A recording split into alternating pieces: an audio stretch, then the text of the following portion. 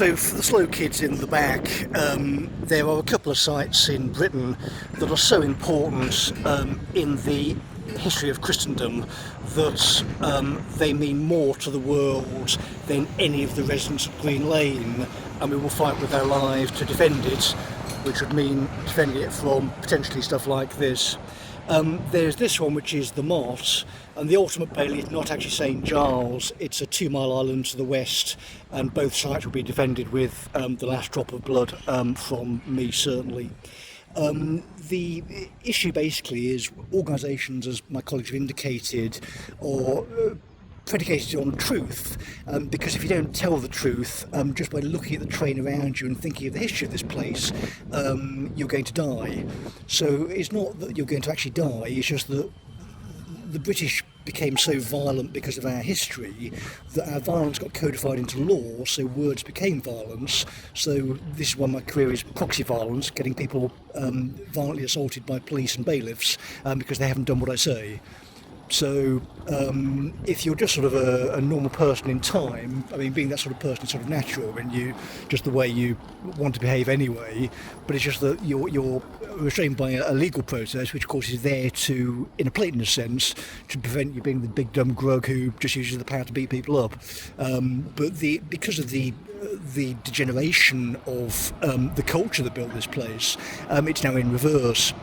So you've got the Deborah Gentieris of this world who are so used to behaving dishonestly that in the modern world, when given a computer to play with, they create fictitious bureaucrats and play around with them, because the concept that they would have to be honest is so beyond them that they take it upon themselves to play these silly little games and hide, when all they'd have to do is come to this place and tell the truth.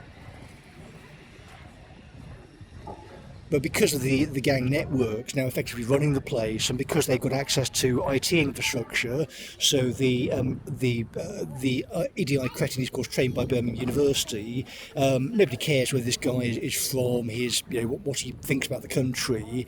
His qualification to be in the organisation is probably having the W word and following the cultural poison and going along with pumping it into corporate communications. But this guy has no idea of the gang dynamics of the city, so he just allowed entryism, and they've got access to the serious hardware. So this is the point. In any public body, you can build whatever you like, but it's going to be instantly subverted as soon as the people built to subvert you get in, unless you gatekeep them out, and you now can't do that on a citywide basis because Max Corler fled.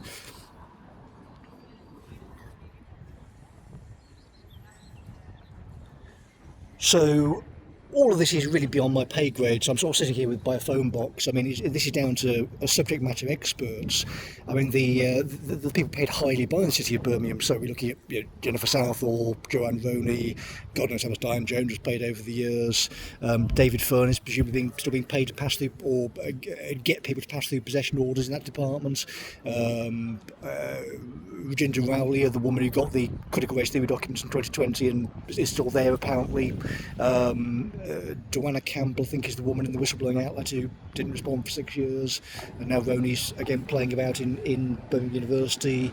We don't know if there's any investigation into David Gilbourne. Okay, some of them being cleared out is good, but we want prosecutions.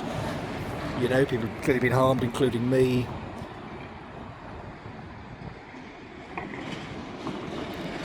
These people don't get it, and they'll never get it until they get it. You can't hide from the truth, and the truth only goes one way, which is up. So it's beyond me. So all I've got to do is stand here and sort of say what's going on in that department, and that it can't be run, and it's full of crooks. And eventually, when this sort of goes through the legal process, which is going to, and you've got that kind of evidence trial behind you, you're facing off against women who, at the time of recording, are still playing with computers, effectively.